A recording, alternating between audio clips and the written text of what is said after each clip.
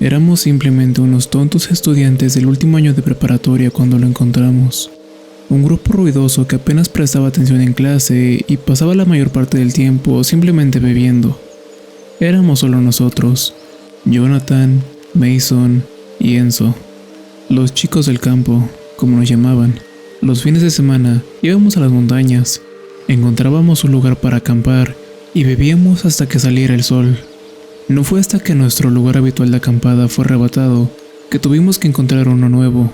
Viajamos más allá de las montañas hasta que encontramos un lugar junto a un campo. Estaba cerca de una granja abandonada y no quedaba mucho del lugar.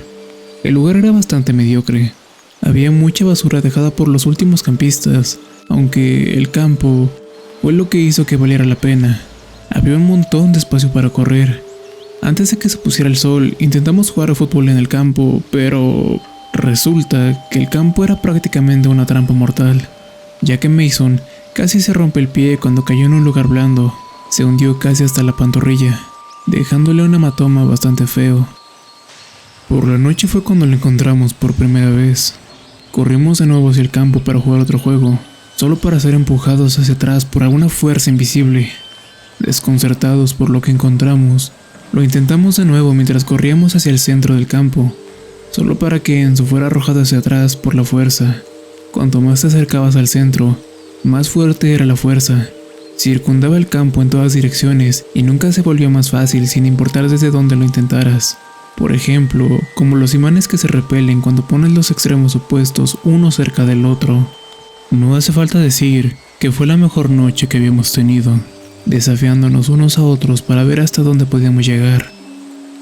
En nuestro estupor de borrachera, corríamos a toda velocidad solo para ser arrojados hacia atrás.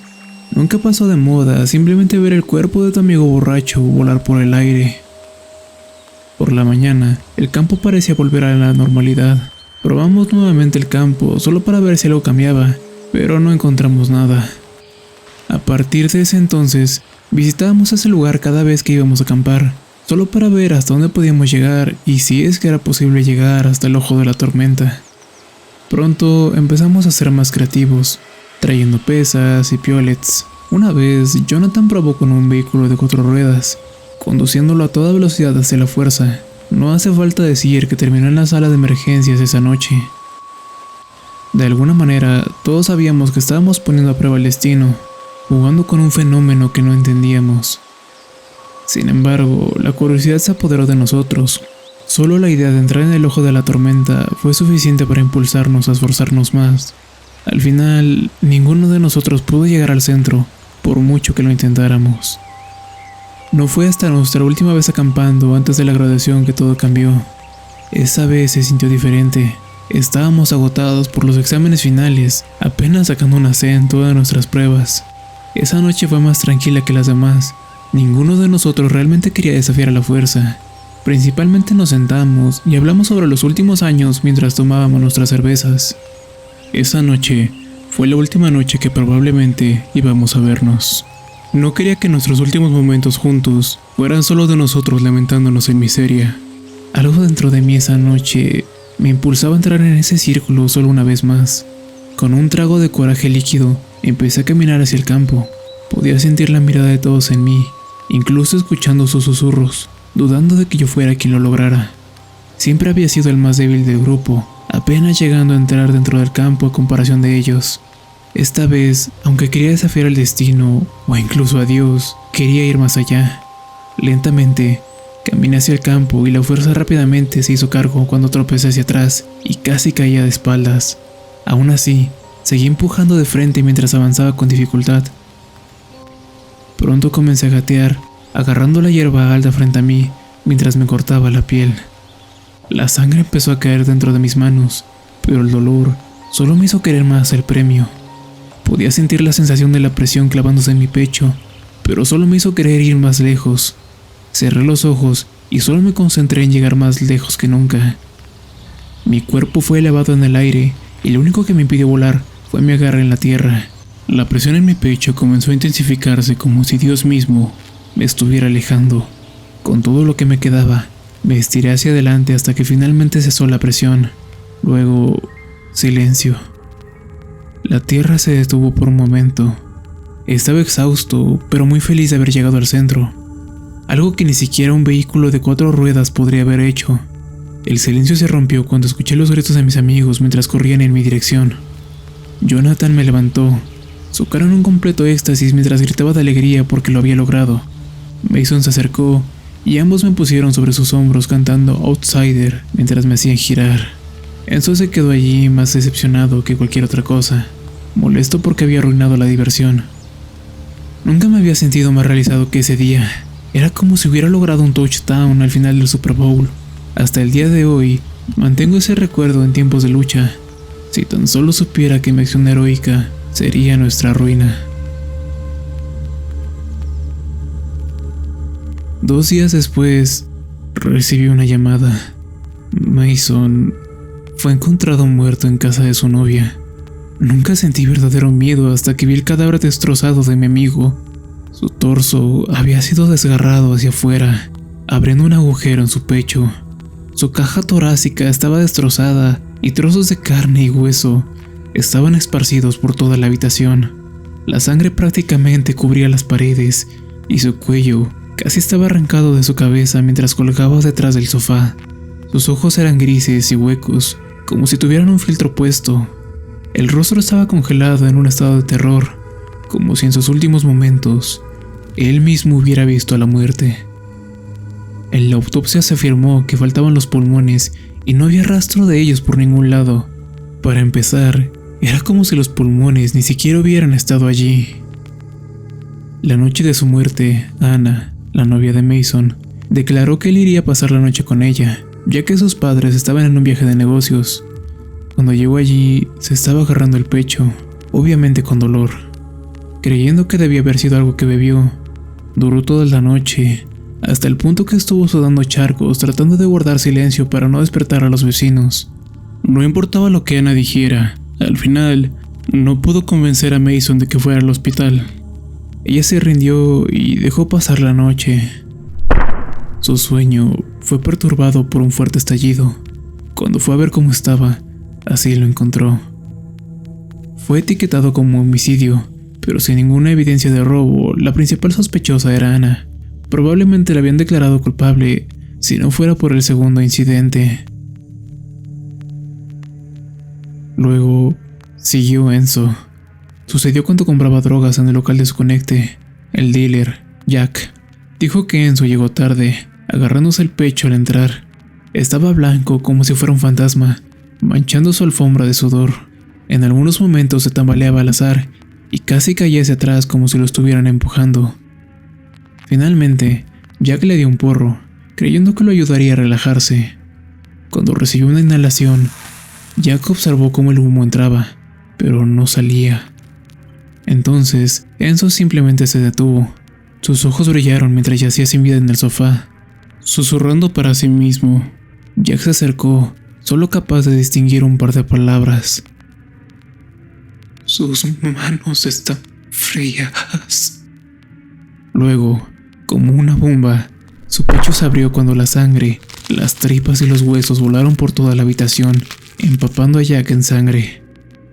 Con la segunda muerte de Enzo, Jonathan y yo sabíamos que si no hacíamos algo, seríamos los siguientes. Regresamos al lugar del campo. Tenía que ver algo que nos perdimos, algo que no había visto esa noche. Cuando llegamos, volví sobre mis pasos recordando dónde y cómo logré llegar al centro. No había nada que mostrar el porqué de todo lo que había pasado. Entonces me di cuenta de que no había nada esa noche. Esa noche sangré mientras intentaba llegar al centro. Hacía días que no llovía, y en ese caso debería haber sangre seca. Con todas mis fuerzas, encontré el lugar en el que sangré y empecé a cavar hacia abajo. Jonathan se unió mientras ambos cavábamos frenéticamente hasta que se nos entumecieron las manos. El suelo bajo nuestros pies comenzó a volverse húmedo y pesado. Nuestras manos comenzaron a cambiar de color, de un marrón a un rojo escarlata, cuando rápidamente descubrimos que nos estábamos moviendo en sangre. Pronto hubo más sangre que tierra. Hundí mi mano en la sangre, empujando la tierra compactada hasta sentir algo. Un trozo de carne bajo la tierra, sólido y resbaladizo. Podía sentirlo respirar débilmente. Me tomó respiraciones largas y roncas, pero podía sentir la sangre alrededor de mi brazo subir y bajar ligeramente. Habíamos encontrado a Dios y le habíamos hecho enfadar. La fuerza nunca había venido desde el cielo, sino desde abajo. Era su aire, y en mi insistencia por desafiarla, lo había robado. Ahora, ella nos estaba robando el nuestro, castigándonos uno por uno. Antes de que pudiera decir algo, miré a Jonathan y vi que había miedo en sus ojos mientras agarraba el pecho. Nos frotamos las manos en la hierba, tratando de limpiarnos la sangre antes de correr hacia el auto. Cuando conducíamos, me dijo que sentía como si una gran mano se clavara en él. Su situación empeoró. No importa cuánto intentara fingir, me di cuenta de que su dolor era intenso. Finalmente, llegamos a la sala de urgencias más cercana, mientras le suplicaba a la recepcionista que le consiguiera un médico a Jonathan. Tan pronto como conseguimos una habitación, comenzó a ponerse pálido mientras sus ojos brillaban. Entró en un estado casi de trance, ajeno a cualquiera de mis palabras. Luego perdió el control mientras me gritaba que todo esto era culpa mía, que era yo quien, por poner a prueba a Dios, nos había condenado a todos. De un brinco, saltó de su cama mientras me agarraba, clavando sus uñas en mi pecho. El personal tuvo que sujetarlo y atarlo a la cama. Solo entonces, el médico pudo realizarle un escáner en el tórax. Lo que vi me asombró y me aterrorizó al mismo tiempo. En el escaneo se veían los contornos de 2 manos, moviéndose lentamente hacia los pulmones. Prácticamente estaban reorganizando el interior de Jonathan, mientras simplemente empujaban los otros órganos fuera del camino.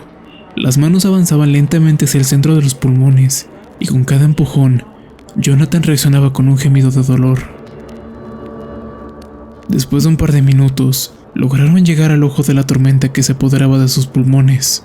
Entonces, de repente, Jonathan se puso gris y sus ojos adquirieron el mismo tono que el resto de los chicos. Me miró con derrota y la ira se acentuó en su rostro. Lo único que dijo fue: "Hace mucho frío". No lo miré. No pude hacerlo. Salí de la habitación cuando escuché el crujido de carne y hueso desgarrándose, seguido por los gritos del médico. Conduje a casa mientras el crujido de Jonathan se repetía en mi cabeza. Tomé una pala, una lámpara y la vieja escopeta destartalada que mi padre guardaba en el cobertizo antes de regresar al campo. Cuando llegué allí, estaba completamente oscuro y apenas podía reconocer el lugar. Caminé hacia el campo sintiendo la vieja fuerza familiar. Avancé y repetí las mismas acciones que había hecho esa misma noche, pero incluso con el peso añadido, no logré llegar al centro. Con cada intento, comenzaba a alejarme más. No importaba lo que hiciera, no podía regresar, y con cada intento, me estaba agotando cada vez más. Luego, vino mi peor miedo, cuando sentí el toque frío en mi pecho. No me quedaba mucho tiempo, y fue entonces cuando dejé la lámpara y la pala, llevando solo la escopeta atada a mi espalda. Cerré los ojos mientras caminaba, apartando cualquier sentimiento de miedo y pérdida, enfocándome solo en el ojo de la tormenta. Con todo lo que me quedaba, avancé hasta que estaba gateando a 4 patas, aferrándome a la tierra, al punto de que mis manos comenzaron a sangrar, hasta que finalmente, con un último esfuerzo, la fuerza cesó y caí al suelo, exhausto, pero aún con determinación. Con la poca fuerza que me quedaba, cavé en la tierra. La presión en mi pecho se había hecho más intensa mientras sentía las manos, tratando de desgarrar mi carne. Cuanto más profundo cavaba, más sangriento se ponía, hasta que finalmente llegué al fondo otra vez. Hundí mi mano en la sangre buscando aquella masa de carne, pero en cambio sentí un gran tubo carnoso. Con ambas manos rasgué el tubo hacia arriba, justo pasando la sangre. En mis manos lo vi subir y bajar mientras el aire fluía rápidamente.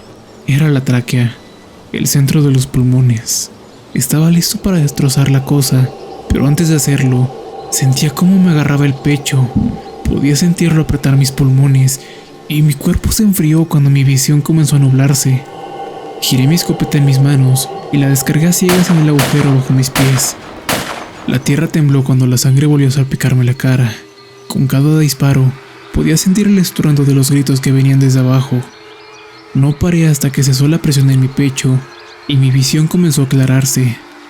Caí exhausto mientras cerraba los ojos y, finalmente, me desmayé sobre la hierba fresca. Me desperté con el calor del sol naciente. Una última vez hundí mi mano en la tierra, buscando cualquier señal de vida. Dios finalmente estaba muerto.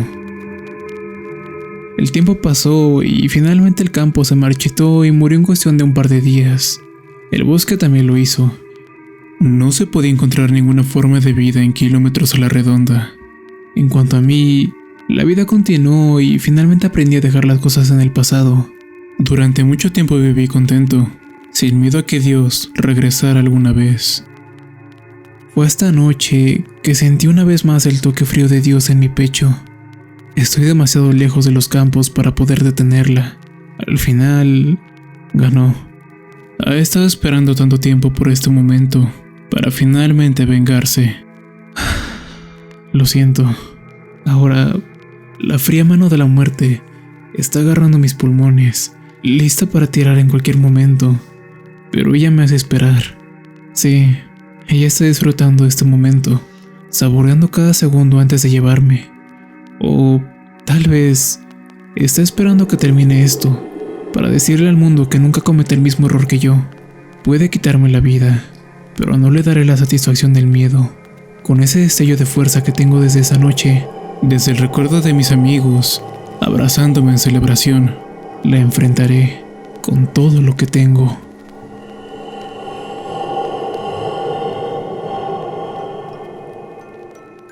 Si el video te ha gustado, no olvides suscribirte, darle like, compartir el video con tus amigos y activar la campanita. Si tienes alguna historia o anécdota paranormal que quieras compartir, abajo en la descripción te estaré dejando mi correo de contacto. Recuerda que yo fui el Jarvis y tus peores pesadillas son inmortales. Hasta la próxima.